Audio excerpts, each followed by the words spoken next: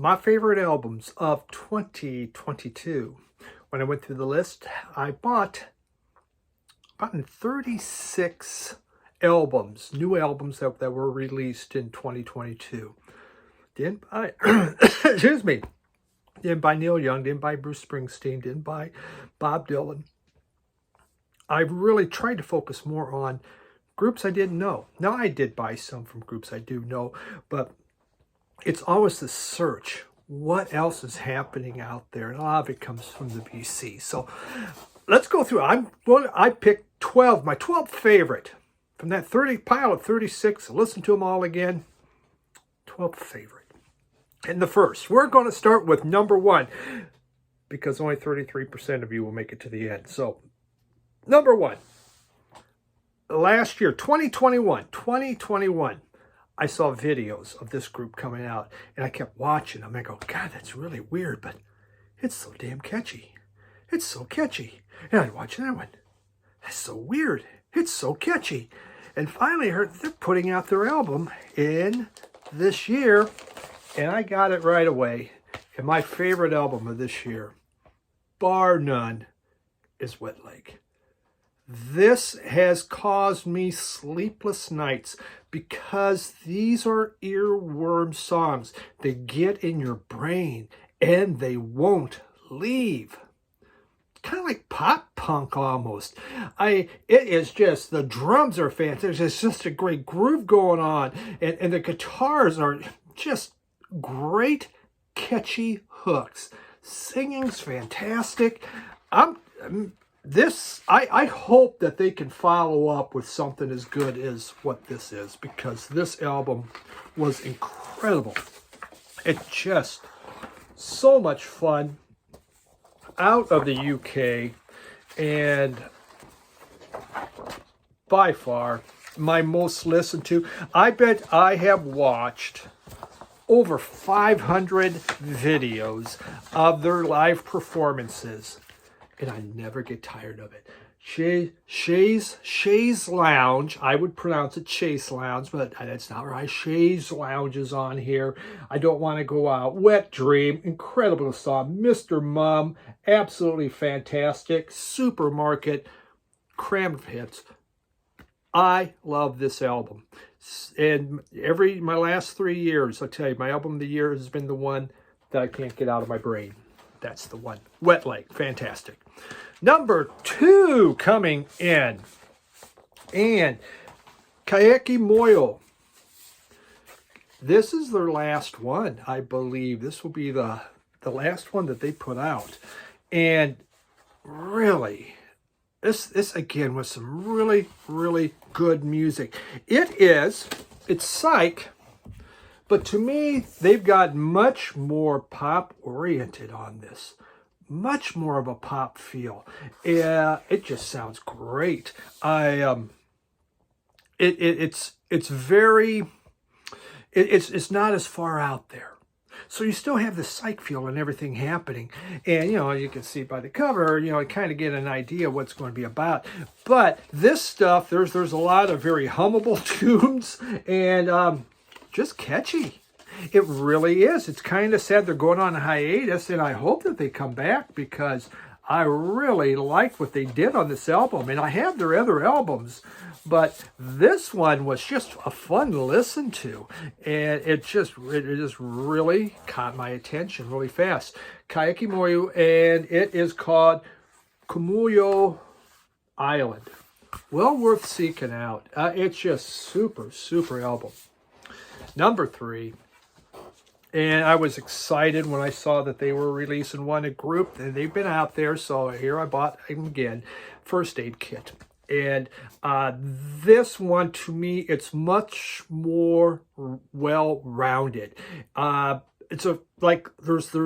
the feel of a full band happening. So it's not just like those two alone. It is a full band. It's really a more fresh take on Americana, because they love Americana music. That's what they've built themselves around. And so you get that fresh take with it. There is, there we go. Oh, that's there you go. You got a hype sticker. Let me move that hype sticker out of the way. Yeah. This here is just more, there's just, it's more upbeat. There are a few slower songs, but overall, this is a very upbeat album. And the last couple albums have been kind of down, dealing a lot with, breakups and relationships and things. Here, I mean, one is just about taking a car trip across the great Southwest and talking about which Graham Parsons song's the best. Fantastic album, very uplifting, very, very enjoyable. I think it's my favorite from First Aid Kit. It's called Palomino. I'll probably forget the name, call out all the names on these, but Palomino, absolutely wonderful album from First Aid Kit. All right, that was number 3. What's number 4? Number 4 is Sadie's. And this is one of those cult bands, one of the great bands that nobody knows. Everyone should know because this has been on a lot of lists within the VC. It's been talked about. I have a lot of their catalog. Not all of it, though. I wish I did, because they really make some great music. And this was the last one with Dallas Good, their guitar player, and he passed away. It's very diverse album. If you like rock and surf, if you like pop, country, twang, psychedelic, you're going to get it all in here. All of it's in here. Even like the final song is called End Credits. It would be perfect for Quentin Tarantino. Worked perfect in one of his movies. It sounded so good. It is just... Again, it's one of these cult bands that it really shouldn't be a cult band. It just should be big time. There's a lot going on this album because, again, there's a lot of different things that they're doing. And it only, it plays for just a little over a half hour. But that's a half hour of some of the most wonderful, beautiful type music from the Sadies. And it's Colder Streams is the name of the album. Colder Streams. Number 4. Number 5, for those of you that like your Danish, and you like your Danish music to rock, Litsuit is how you pronounce it, Litsuit, out of Denmark. And this is Ulf Lorenzen's band from Baby Woodrose. They put this band together during the lockdown.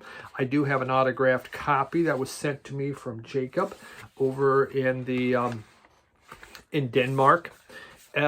This rocks. So if you know Baby Woodrose, and there's another band that I can't pronounce, but they're more psychedelic. This is rocking. It is hard rocking. There is just incredible guitar solos, guitar licks going on. It was written totally by Ulf while on mushrooms in a cabin in a week.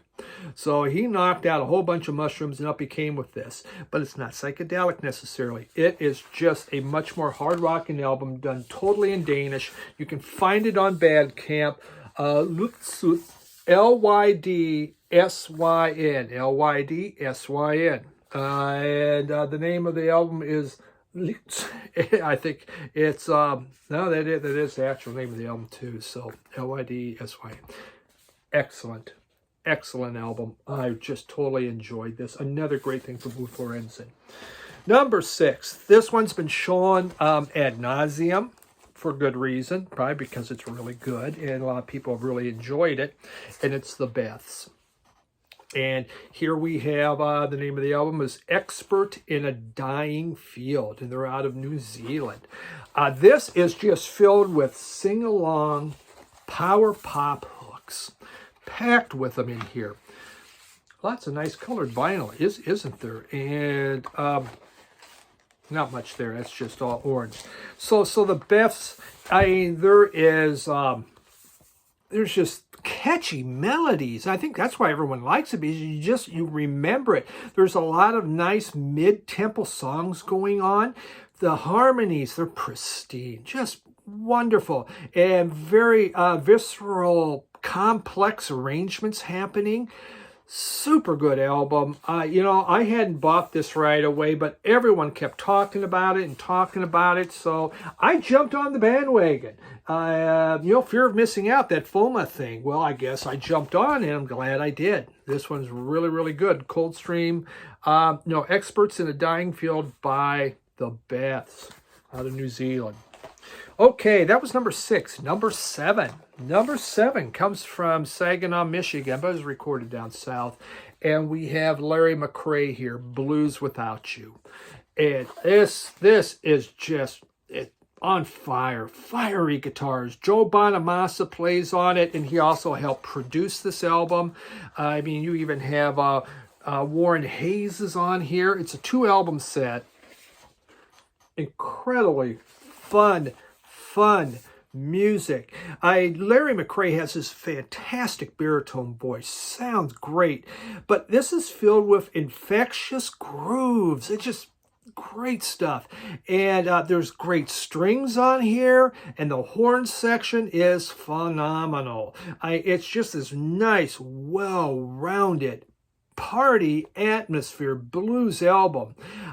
There's just a lot of intense, fiery guitar solos. It is just incredibly good. Just a great blues album. Hard charging, fun blues. Larry McRae, name of the album, Blues Without You. Blues Without You. That's number 7, I said, right? I could be off. All right, number 8. Just got this in over a week ago because Dave at Local Bandography named this his best album of the year. No, VC Ambassador. Dave at VC Ambassador. He changed his name, and I'll never get it right. And so this is punk. This is pissed off punk, and that's how I like my punk. I like them kind of upset about things. I mean, sure, some punk's okay, you know, when they're joking around and stuff. It's on black vinyl, but I like something to be said, and that's what these guys do. They have a lot to say. They hadn't put out an album in 8 years, and this comes along, and they have 8 years of being pissed off. There's stuff from into conspiracy theories, fake news, politicians. They get into it all. There's, I'm going to. This is jazz. I mean, this is punk, but there's like free jazz moments. Yes, they got a saxophone. It reminds me of Iggy and the Stooges' Funhouse. You have this skronking saxophone. Yes, there's a skronking sax. I'm not a fan of it, but it works in here because of the chaos that's happening with all the heavy guitars and the drums and that going on. And it's like Funhouse with their sax. It works in there, and it does with this. They just blast out riff after riff after riff, and so much anger. They are not happy campers, and they're letting you know about it. Really great album. Off, and the name of the album is Free LSD. I checked, and I guess, you know, and I asked Dave, so I wrote to Dave, you know, at VC Ambassador. Says, Dave, it says there's free LSD, and I checked. I didn't find any, but there is in here these little LSD. Here we go. On the lyric sheet, probably can't see it. It's in little squares. I guess that's what you do with LSD. It's like you put little tabs, and I guess put them in your mouth. I don't know if that's what's going to happen. I don't want to ruin it because then, well, obviously the value will go down. But yeah, it could be for LSD tabs on there. I don't know. But Free LSD is the name of it. Off. If you like punk, can't go wrong. Okay, number 9 coming in. And Étrange de l'air. Étrange de l'air. It's French. We know we're not going to pronounce it right. And I believe that means Stars of the Air. The name of the album is Agadez. Agadez. Off black. And there is a little. And look, it's in English and in whatever the language is. This is terrain music. But not just terrain music. There's more to it than that. What they do is they take these terrain rhythms, but they spice it up with some psych rock, Pan-African rhythms. You'll find that thrown in here. And just some very, very catchy vocal choruses happening. Fun album. If you like desert blues, you can't go wrong with this thing. The guitar, it just snakes around a rigid beat. You know, the drums is just this boom, boom, boom, and the guitar is right in with it. And just here and there, so much fun. This is like a party. It is. This is just more Great Touring Blues. These guys have been around for many, many years, but this is the first album that they've ever had. It is. You can see that.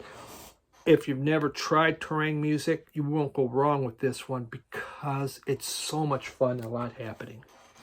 Number 10 is out of the UK. You know, I'm covering a lot of grounds from a lot of countries here, but it was the Greg Foat Group. Just another beautiful album from Greg Foat. He keeps making this incredible cosmic jazz. And this is just another one of those where it's a fusion of jazz and funky synthesizers that are just like all these cosmic grooves happening within it. Yet there's these cinematic, spacey tones going on. Really neat stuff. This guy, Greg Foat has been making a lot of music, and he keeps making a lot of music and doesn't disappoint. There's just lots of electronics in here. He likes synthesizers, but it just makes these modulated melodies that are fun to listen to. Really, really great album. You know, it's just heavy doses of synth and takes you on this sonic trip. It's spacey, it's peaceful, it's fun. Greg Foat, you really can't go wrong. And this is called Blue Lotus. Now, there's big. Blue Lotus is the name of the album. That's my number 10. Number 11, a group that's been around a very long time. They made their 10th album, came out. It's called Spoon. Some people have ranked this as their number 1 album.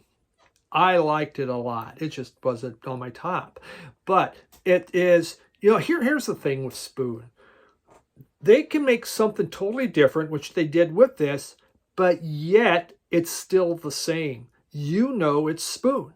You have no doubt it's Spoon. Things are different that's going on. This is filled with these jittery guitar bangers. And there's just, and sometimes you'll hear this soul kind of music going on. The guitar riffs are great. The choruses are killer. It's what Spoon is all about. They have never made a dull record. And guess what? After 10, they still haven't made a dull record. They are an extremely consistent group, and this was just such a fun listen. Really good stuff from Spoon.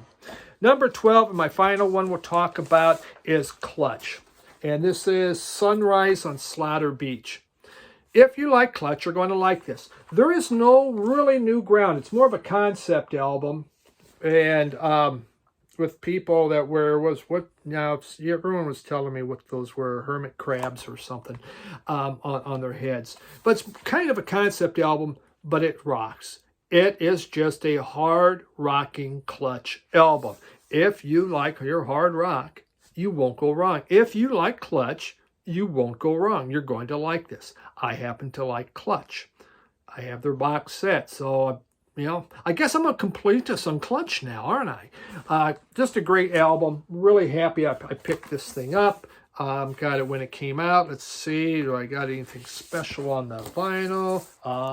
Look at that. A nice mauve. So, number 12, Clutch. So much great music this year. From the Black Lizards to the Los Bichos to Los Palms.